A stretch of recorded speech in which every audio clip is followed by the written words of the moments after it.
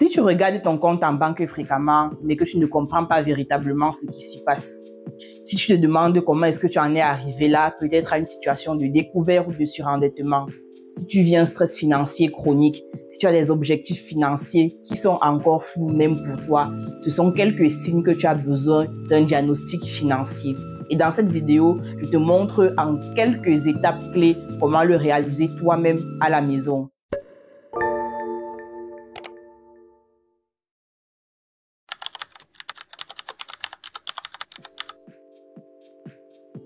Le diagnostic financier, c'est en fait comme le scanner de tes finances. Il te permet de faire l'état des lieux et de voir ce qui ne saute pas directement aux yeux dans ta gestion financière. Donc, c'est une activité qui consiste à évaluer ta santé financière parce que tu ne peux pas améliorer ta situation si tu ne sais même pas où est-ce que tu en es vraiment. C'est un peu comme vouloir guérir d'une maladie que l'on n'a pas encore identifiée. C'est flou, c'est frustrant et c'est très souvent inefficace. Donc, il est nécessaire que tu puisses connaître la cause et l'origine de tes difficultés financières d'aujourd'hui. Comment est-ce qu'elles ont pris origine? Comment est-ce qu'elles ont pris naissance? Afin de pouvoir bien les traiter, afin de pouvoir prendre des décisions financières adaptées et d'identifier les zones d'amélioration.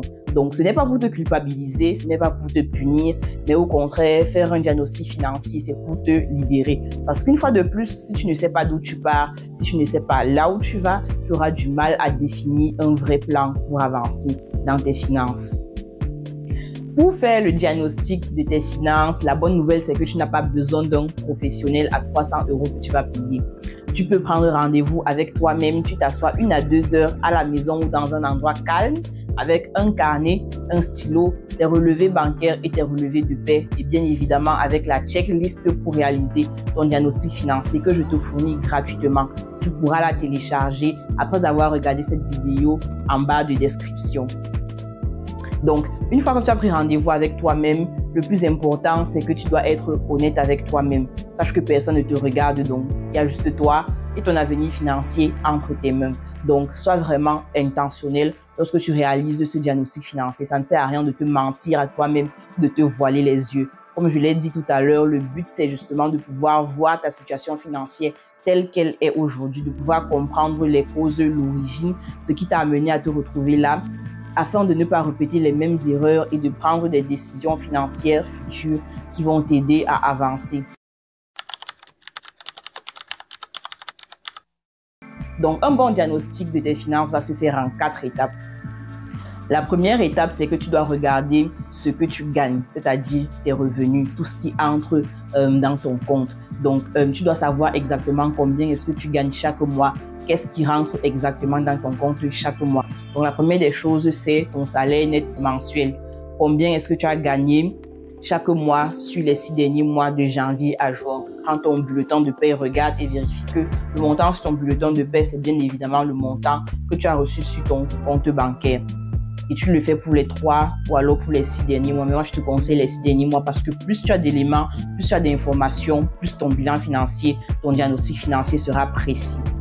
Ensuite, lorsque tu connais exactement combien est-ce que tu as reçu en termes de salaire net mensuel sur les 6 derniers mois, tu peux passer aux revenus secondaires. Donc, les revenus secondaires, ce sont en fait des revenus annexes. Tu ne dépends pas principalement de ceux-ci. Ça peut être les aides, ça peut être les pensions alimentaires, ça peut être les revenus de tes business ou alors de tes jobs. Donc, ensuite, lorsque tu as recensé l'ensemble de ton salaire, de ton revenu principal et de tes revenus secondaires, tu dois faire la moyenne sur les 6 derniers mois de l'ensemble de ces salaires-là pour trouver justement ton revenu net mensuel sur les 6 derniers mois. C'est-à-dire, tu fais la somme de tous les revenus dont on a parlé tout à l'heure et tu le divises par 6 pour trouver ton revenu net mensuel. Et sache que si tu es quelqu'un qui a des revenus qui fluctuent beaucoup, ici j'entends plus de 100 à 150 € par mois, ce que je te conseille de faire, c'est de prendre le plus petit, donc le minimum de l'ensemble des revenus mensuels que tu as recensé tout à l'heure, parce que ça te permettra de rester réaliste par la suite. La deuxième étape, c'est que tu dois lister l'ensemble de tes dépenses. Donc, tu dois savoir exactement là où va ton argent. Il est question ici que tu détermines où est-ce que va l'argent justement que tu as gagné durement et qu'on a mesuré, qu'on a recensé à l'étape précédente. Donc, tu dois lister les différents postes de dépenses que tu as. Je vais les classer en 3 grandes catégories. Tout d'abord, on a les dépenses fixes. Ce sont des dépenses récurrentes que tu as chaque mois et généralement, le montant de ces dépenses-là ne bouge pas. Donc, comme pour ceux de dépenses fixes, on a le logement, c'est-à-dire le loyer. On a les charges relatives au logement. Si tu as des abonnements de divertissement, Netflix, Disney, Amazon Prime, Spotify, Deezer, etc. Tout ce qui est salle de sport est assimilé. Et on a les transports en commun. Si tu as un abonnement, par exemple en France, un abonnement Navigo ou à la RATP. Ce sont également les assurances, donc assurance santé, assurance habitation, assurance voiture si tu en as. Ce sont les remboursements des différents prêts que tu as lorsqu'ils sont échelonnés mois par mois. Donc prêt immobilier, prêt étudiant, crédit à la consommation, frais de carte, de crédit, frais bancaires, etc. Tu peux passer au recensement des dépenses courantes. Les dépenses courantes, ce sont des dépenses de fonctionnement, ce sont des dépenses qui concernent le coût de la vie quotidienne. Mais ce sont généralement des dépenses variables. Ça veut dire qu'elles sont récurrentes. Chaque mois, tu peux les avoir, mais le montant généralement va changer en fonction des mois. Donc, tu pourras par exemple avoir l'alimentation. Ça, c'est un très gros poste de dépenses courantes, généralement dans les ménages, dans les foyers, peu importe votre localisation. Donc, ce sont les courses alimentaires, et tout ce qui concerne les restaurants, les cafés, etc. On a également les charges de santé, donc les allers-retours chez le médecin, à l'hôpital. On aura également les soins personnels et on aura également les transports. Si par exemple tu prends très généralement le Uber, le taxi, le train, etc. On a ces frais-là. Donc, les deux premières catégories, ce sont des dépenses essentielles. Ce sont des dépenses généralement où c'est difficile de s'en passer. C'est un peu difficile de dire que tu ne vas pas manger ce mois. C'est difficile de dire que tu ne vas pas aller chez le médecin. Si tu as un vrai souci de santé, c'est difficile de dire que tu ne vas pas te déplacer. Ensuite, on a les dépenses occasionnelles. En fait, les dépenses occasionnelles, elles peuvent être fixes ou variables, mais généralement, les dépenses occasionnelles sont variables et en plus, elles sont non récurrentes. Donc, ce sont des dépenses que tu ne vas pas avoir forcément tous les mois. Elles incluent, mais pas forcément, donc la liste n'est pas exhaustive, des dépenses de divertissement. Par exemple, si tu vas au cinéma, tout ce qui est sortie, loisirs, culture, etc. On aura également les dépenses de voyage, donc lorsque tu vas en vacances, lorsque tu vas en week-end. On aura les cadeaux et les dons. Et on aura également les dépenses de vêtements, donc d'habillement. Et d'autres dépenses comme des agios. Si tu es en découvert, tu vas payer des frais liés à ce découvert-là, mais j'espère que je n'ai pas en découvert tous les mois. Tu auras également les frais administratifs, les dépenses liées aux imprévus tout simplement. Après avoir également recensé l'ensemble des dépenses, il sera question que tu regardes tes dettes. Donc, est-ce que tu dois de l'argent à des personnes ou à des organismes? Si oui, à qui? De quelle somme est-ce que l'on est en train de parler? À quelle échéance est-ce que tu dois la rembourser? Ça peut être des crédits, donc des crédits à la consommation ou alors des crédits automobiles, des crédits immobiliers, des prêts. Ça peut juste être des retards de paiement, ça peut être des découvertes, ça peut être des prêts informels auprès de ton ami, de ton père, de tes parents. Il y a tellement de types de dettes, donc il faut que tu recenses l'ensemble de tes dettes avec les échéances, les montants et la raison pour laquelle tu as prêté cet argent-là. Donc note tout, même les petites dettes que tu ne considères pas vraiment, même si tu dois juste 10 € à quelqu'un, note cela. Après avoir identifié l'ensemble de tes dettes, il est temps que tu passes à la prochaine étape qui est l'étape 4, c'est-à-dire celle d'évaluer, de recenser tout ce que tu possèdes en termes d'épargne et d'actifs. Donc, parlons d'abord d'épargne. Est-ce que tu as une épargne? Si oui, où est-ce qu'elle est située? Est-ce que c'est sur ton compte principal? Est-ce que c'est sur un autre compte? Si oui, lequel? Dans quelle institution financière? Ensuite, de quelle épargne s'agit-il? Est-ce que c'est une épargne de précaution? Est-ce que c'est une épargne pour un projet? Est-ce que c'est une assurance vie? Est-ce que c'est un placement? Il faut que tu puisses identifier cela et tu notes à côté la localisation de cette épargne-là. Est-ce que c'est par exemple une épargne dans une tontine ou alors est-ce que tu as juste de la disponibilité, tu caches quelque part? Ça peut être en liquide à la maison, ça peut être un emprunt que tu as fait auprès d'un ami qui est censé te rendre à une certaine échéance. Ensuite, est-ce que tu possèdes des actifs financiers? Je veux dire, est-ce que tu as des actions? Est-ce que tu as des obligations d'une entreprise? Est-ce que tu as des crypto-monnaies? Est-ce que tu as des investissements dans l'immobilier quelque part? Il faut que tu notes l'ensemble de ces actifs-là ainsi que leur valeur. Donc, note tout, note vraiment tout. C'est vraiment le socle du diagnostic financier. Même si tu trouves que c'est insignifiant, même si tu trouves que la valeur c'est 1 €, note-le quand même. Après avoir recensé l'ensemble de ton épargne, de tes actifs, tu dois passer à la dernière étape qui est vraiment cruciale. C'est vraiment le nerf de la guerre du diagnostic financier. La plupart des personnes ne la font pas. Ils se limitent juste à récolter les données chiffrées et à partir de ces données chiffrées-là, ils prennent des résolutions justement qu'ils ne vont pas pouvoir tenir parce qu'ils n'ont pas compris quelle était la cause.